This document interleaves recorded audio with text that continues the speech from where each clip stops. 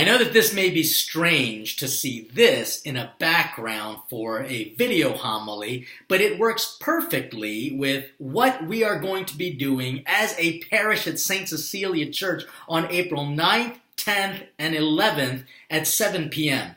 My name is Father Leo Patalinghug. I am the host of the International Food and Faith Movement Plating Grace, and I had visited your parish and gave a parish mission a couple of years ago, and I am so excited to return again on Tuesday, Wednesday, and Thursday, April 9th, 10th, and 11th, which is a ticketed event, because it's really in line with what you may have heard in the gospel readings. So if you were paying attention, you may have either heard the gospel reading about how Jesus raised Lazarus to new life, or you may have heard the gospel story of how Jesus forgave the woman caught in a great act of sin, but no one threw a stone at her because Jesus said, if any of you are without sin, then you can go ahead and throw the first stone. And Jesus says, I do not condemn you. They won't condemn you. I won't condemn you. And even though these are two different gospel readings, guess what? They have one thing very much in common. Jesus gives us new life, which is the whole reason why you're at church. But I'll be honest with you, many people don't experience new life in church. I will tell you this, when I was a kid growing up, I hated going to church. In fact, there was one time I looked at my mom and I said, Mom, this Mass is so boring, I am going to die. I mean, that's what I said to her. I said, I'm going to die. And she said, well, you picked the right place to do it. And it's kind of true that if there's any place to go, it would be where you and I are kind of right now, within the context of the communion of God's family, saints in the making, and also in the presence of God. And oftentimes people don't understand church to the point where they would rather not be there than to come and more fully participate. For some people, going to church is like death, when really it's about Jesus giving you and me new life.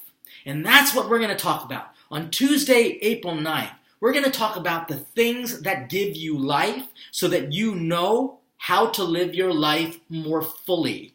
And it's always going to be within the context of God trying to feed us because we are his family. We are literally going to enter into an epic food fight, and we're going to learn all about the Eucharist. And you're going to think, oh gosh, boring as ever. This will not bore you. This will wake you up to the reality that God is trying to give you right now new life. But we sometimes choose to rather be dead or just be stoned to death like this woman who was caught in the adulterous act. But nope, Christ wants to give us new life by feeding us that which gives us eternal life. And we're going to talk about that on Tuesday. So please come, put your theology hat on it, but also get ready to have a lot of fun, because I just know that having fun is a part of living.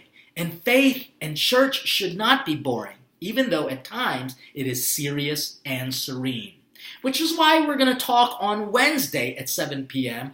that what you're doing right now at Mass is way bigger than you can ever imagine. In fact, I am going to give you a teaching Mass. I'm going to show you from start to finish what Mass is all about. And I guarantee you it's going to change the way you approach every Sunday and every church day. And it might actually encourage you to go to church even more regularly. And you're going to think, are you kidding me? No, that's never going to happen. Well, I'll tell you, that's one reason why I became a priest, because I actually heard and saw a teaching Mass. I was one of these kids who hated going to church. I really didn't like it. You've heard it already. But guess what? Because of this, I now have not only a deeper understanding of Mass, I wanted to be more involved in it, which is why I became a priest, for goodness sakes. So I really encourage you, parents, families, grandparents, everyone, to come to both of these nights so that you can just be filled up with good things.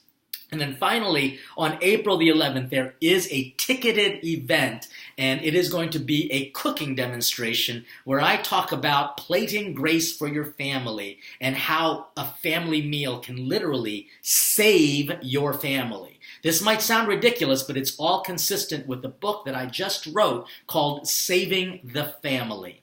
You know, my work as a priest is different because I travel around the country and around the world, giving talks and demonstrations with culinary activities, but I also film for my TV show, Savoring Our Faith, on EWTN. This has grown a lot to the point where even the Food Network challenged me to a surprise competition with Iron Chef Bobby Flay on the Food Network Throwdown several years back, and I beat him. I'm just saying, I beat him. But really, what was beautiful about it was that Bobby knew that it wasn't just about the food. It was about this message that food has power to give us new life and the power to keep our family all together. Not just our human family, but even our church family. Because let's admit it, there's a lot of challenges our human, natural, biological, and our spiritual Catholic family is facing to the point where there are divisions everywhere. What can bring us together? Food, clearly. A communion with one another.